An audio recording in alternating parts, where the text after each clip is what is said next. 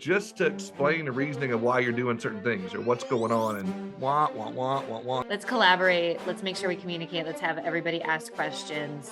Role playing.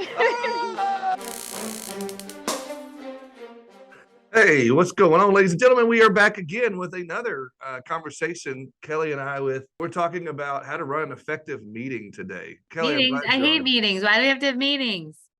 Right? Nobody likes, because for so long they were just boring, and I hate to say it that way, but you don't have to have boring meetings. You don't have to have the drudge of, oh, I have to go to another meeting. They can be effective. I hope that's what you're going to share with us and all of our viewers or listeners today, Mr. Sharon. Yes, I'm so glad you're on here because this is something that I've learned a lot from you in the last, I don't know, it's been a year now, almost. A few minutes, a few times. Yeah, a few trips around the sun. Really and truly. And one of the things, regardless, the blog's good, but I do want, during this short amount of time, I don't want you to tell your perspective on this, because I think one of the things that I may have mentioned in the blog, I'm sure I did in a way or fashion, but consistency's got to be key in these meetings. And that's one of the things you're really good at. If I pull the curtain back a little bit, Kelly, if you can let me do that. You're going to get blinded with the sun outside. Right. If I do pull the curtain back and let them see a little bit about our meetings, one of the things that you're really good at in our meetings, even with our staff, is consistent, like agenda and meeting and what happens in what order. Can you talk about that a little bit, where that came from? Is that something you learned or something you developed? How'd that happen?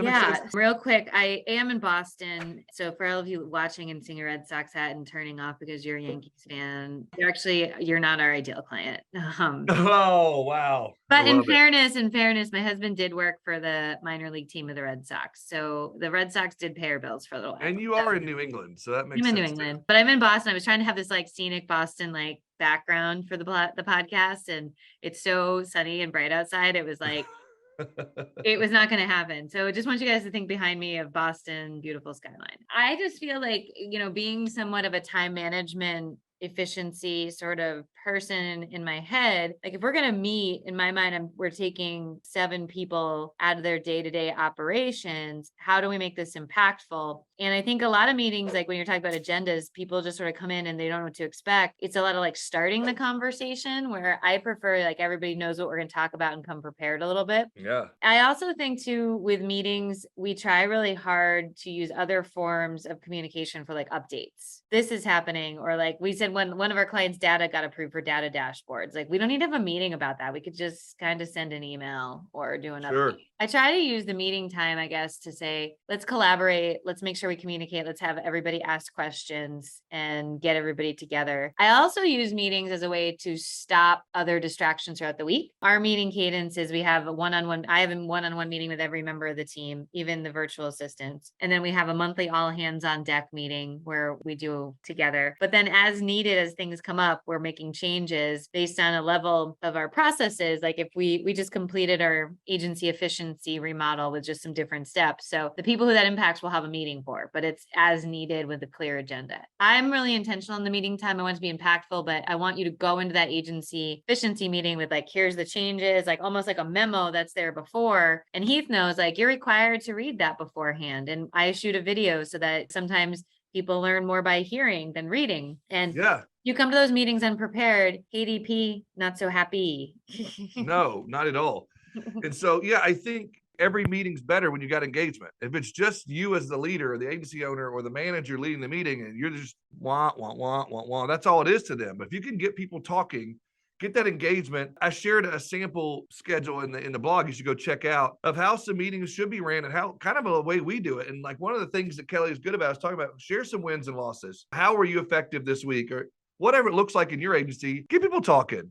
Get people bragging on themselves. Let the rest of the team know what's going on. I think it really helps a lot. And I shouldn't say losses, lessons is what you say, because we can all learn. We can learn from mistakes or learn from things that we trip and stumble on. Sometimes we learn more from those things than other things. Yeah, for sure. So I think that engagement, you mentioned that, and I mentioned it in the blog as well. I think that's huge. I think every meeting's better when you have engagement. And so that's one of the things. Go ahead. You were going to say something. I'm about to cut you off. No, I was just thinking like, I think in the meetings too, we try to do a good job of pulling our values in and saying like, Yep. what does that look like so that people kind of understand. And we don't always do that. I see a lot of agencies like, let's only talk about positive things in a meeting. And I'm like, no, like, let's talk about like where we screwed up the value. Like we screw up Yep. stuff. I want to build a culture where everybody's comfortable talking about the screw up so that it's not hiding, it's not hidden, but you take your screw up as a way of like, this is how I'm not going to do that again. Right. Yeah. And we do. And I think that leads into maybe a clunky transition into something else I think is huge in a great meeting is transparency. Yeah. And I think when you've Yes.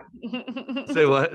Yes. It is. And I think, again, it goes back to a lot of things you've talked about in other blogs, other things you've done throughout APP history is having that clear, open, honest transparency where everybody's on the same page, not for micromanagement purposes, but just to explain the reasoning of why you're doing certain things or what's going on and why you're leading the team in this direction or why we're going in this way. I think that transparency is huge. Yeah, we have a couple shared clients that are struggling, I think, to show transparency in numbers. And I Yep. get why. Like, I understand that there's a lot of agencies out there that struggle with showing revenue numbers because it's a hard number to see and understand. And you might have gotten there through acquisition, and half of that Yeah. revenue is going back in loan payments. And, people don't always compute it. But I also look at it like there has to be a gradual process to all of it. Like, we show everything from even like our total payroll. Like, I don't show like what I make, what Heath makes, but like, here's the total payroll. So Yeah. you can go ahead and look on our database and say like, here's our top expenses. I'm doing that to be transparent to people so that like, like how much we spend on marketing. We're spending about 30% of our revenue into marketing for growth. Right. That's the part of the vision. But so when you look at a dollar amount, it's not always just as simple as saying, oh, look at all the money Kelly's making. It's like, oh, actually look at all the money Kelly's putting back out there. Yeah. And by the way, I the government takes a lot of it, people. So if you do see revenue numbers, why don't you do a little basic calculation on this? Like, who's this Uncle Sam guy? Who's this FICO character? We don't even pay them till the end of the year. So it's like all year long, it looks so pretty. And then it's like, right. So I love transparency because I just feel like I don't have anything to hide. My yacht isn't in hiding, guys. And by the way, the day I get a yacht or the plane, which I know I'm very public about, like I want everybody to celebrate that. And I want all of you to get what you want too in life. Oh yeah. But I think it's not just, again, going back to, it's not just numbers. It's not just sales related. One of the other things I like about it, and you can learn more about this if you're involved in our courses and whatnot, is we share email count. We share tasks, where you're at in your activities, all of those things that drive numbers on sales, but you have to be caught up on your emails, caught up on tasks.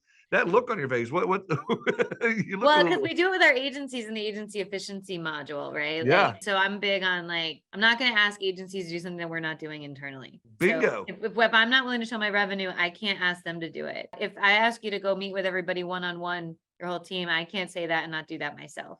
Oh, here's the other thing. Let me say this about you, and we can edit this out if you want to. One of the things that you're even good at is you'll say, hey, I'm backlogged, guys. Like you'll admit from the top, hey, I'm backlogged. I probably need to do that after this podcast, actually. But I think it's cool. Again, transparency. You're letting us know, wow, it flowed right in there perfectly. I didn't even mean to do that. But yeah, I think being that transparency helps a lot from the top as well. Well, because I want everybody to feel comfortable. Like if I know somebody's backlogged, I know like, hey, don't, like we talk about all the time with your travel schedule sometimes, right? Like, can you take another client? Yes or no? And you have to be open and honest and say yes or no, not that it impacts you later, right? And I have to be open and honest, be like, okay, well, we might have to walk away from this one or we may have to schedule it for October. That's a blessing to have and be in that position. But I think a lot of times like the meetings will allow us to have a lot bigger radar screen. But like, let's talk about what an average meeting looks like in insurance. Get in, everybody's quiet, carrier updates, some new technology upgrade. Anybody have anything? Goodbye. Yep. Because they're so bad. It's like, okay, well, we're supposed to have a meeting twice a month, but do we need one this week? Do I have to go to my own meeting? People, if you are in a leadership role and you don't like going to your own meeting, you probably need to remodel your meeting.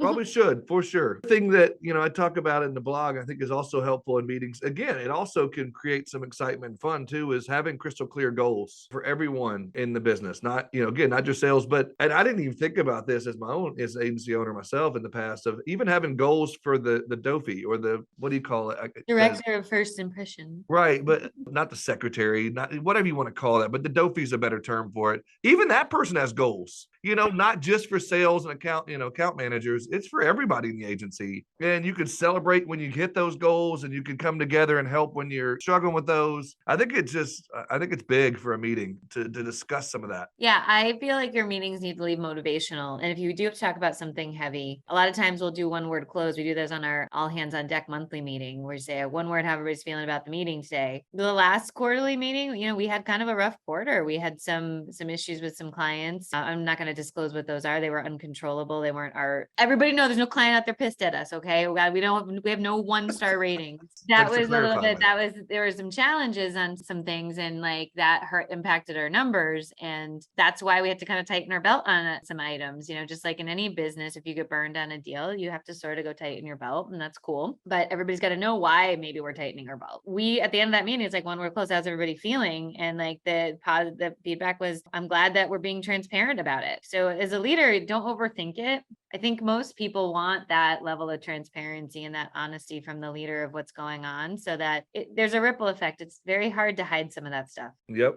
You're right. I think it's huge. I think also another big component to a good, effective meeting is leaving that you just learn something new, bringing some education and some learning value to your meeting. So it's not just numbers, where are we at, what's going on, you suck, or you're the greatest, whatever. You got to have some meat to it as well. I think that's a huge component to having a good meeting, whether you have one of Kelly Rye's videos playing for the first 10 minutes of we only have 700 3-minute videos that people can choose from. Go to our YouTube channel, check it out. This is where all the stuff flies across the screen. Oh, wouldn't that be awesome? We do in our new video editor, Victor. He's got stuff flying across. Oh, nice. Yeah. So yeah, check him out. I think that whether it's that, or whether it's, hey, this carrier's got this new thing going on, or we got this new process, let's walk through it. Or I'm on my edge of my seat. Or our favorite thing, role playing. Yes, you could do that as well. There's so much to be learned in role playing. And again, if that becomes a regular part of your meetings, it's not as scary. No, the 10th time you role play, you don't want to puke as much. And I heard you, if you haven't heard it, go listen to it. I heard you making fun of me on the Glove Box podcast. What's it called? Oh, the Cease and Desist. Because I do hate role playing. You got me on that one, because you're right. I do hate it. But I'll tell you this, a blast from the past. Dave Seekman, who used to work with us, I know you talked to him before he came on board the team. I was talking to him about something going on in his agency the other day, and he's like, I would love to come down and be on the other side of the role playing. So he's like, can you load me up? Like next time you tell me when, and I will be there, because I feel like now being on the other side, it'll be way more fun. And I was like, oh, Dave, you'll be there. The more and more you do it, the better, the easier it is, the less fearful you might become. No, you get desensitized. I mean, we talk about it all the time. Yeah, that's the word. Renewal call, the 10th cold call. Just do something 10 times as quick as you can, and you'll get far, far faster at it. It's like the freaking first time, and then the 10th time, and then you'll be good. I just want to mention one more thing, because I know we got to wrap up here, but how do we control the meeting when you have the negative Nelly in the meeting, right? The person who's just like, well, what about this? What about this? And I'm asking for a friend. Well, that's when I'm asking for a friend. That's when you can say, hey, let's put a pin in, let's talk about that after the meeting, and not let that person continue to just bring and spew that negativity. But hey, let's sidebar that conversation. We'll talk about that after. We're going to stay on task for this meeting at this time, is the way that I would handle it. How would Kelly Donahue P-Row handle that? Well, I usually try to neutralize that like as quick as possible. Actually, I have the answer for that right here. Then we try to make people go around the room and everybody participate, so it neutralizes that person too. You just don't want to have the two, like a polarizing meeting either, because people get burned out by that. Yep. And I think another thing is understanding there is going to be that post-meeting of people like in the hallway at the water cooler talking about, oh my gosh, can you believe this happened? Or can you believe that? Or did you see her numbers? Or did you see his numbers? So yeah, I think you have to recognize that it's going to happen, be proactive about that, and be prepared for those type of after meetings. So Heath, if people are interested in our agency assessment, which covers one of the things we get started is getting these meetings into your calendar, getting them into rotation, making sure that they're running properly, where can they go to get more information on how they can get a piece of us? agencyperformancepartners.com or any social media. I mean, like, we are killing it on social media right now. We're all over the place. Look for Agency Performance Partners. You can find it That's because we're spending 30% of our revenue on marketing. Well, there you go. You heard it here. Transparency, folks. Look for us anywhere there, or find some videos. Look at YouTube. Just Google Kelly Donahue P-Row and you'll find all kinds of stuff. Actually, no, real quick before we do have to let people go, but if you go on Amazon, there's actually a book, I Hate Kelly Donahue. No. Yeah. Wow. It's not me. But it's You very talk with those specific. clients that don't like us. I guess they wrote a book about you. I know. It's very offensive. I was like, Kelly Donahue. Now I hate Kelly, just Kelly Donahue. I was like, I mean, like, that was specific. Wow. good thing I hyphenate. That's true. Anywho, That all is right, true. guys, we're gonna let you go. Check out the blog for more details on how to have a great meeting. Check us out. If you need anything, go to our website for 3-minute videos for your team meetings, and we will see you on our next podcast. Yes.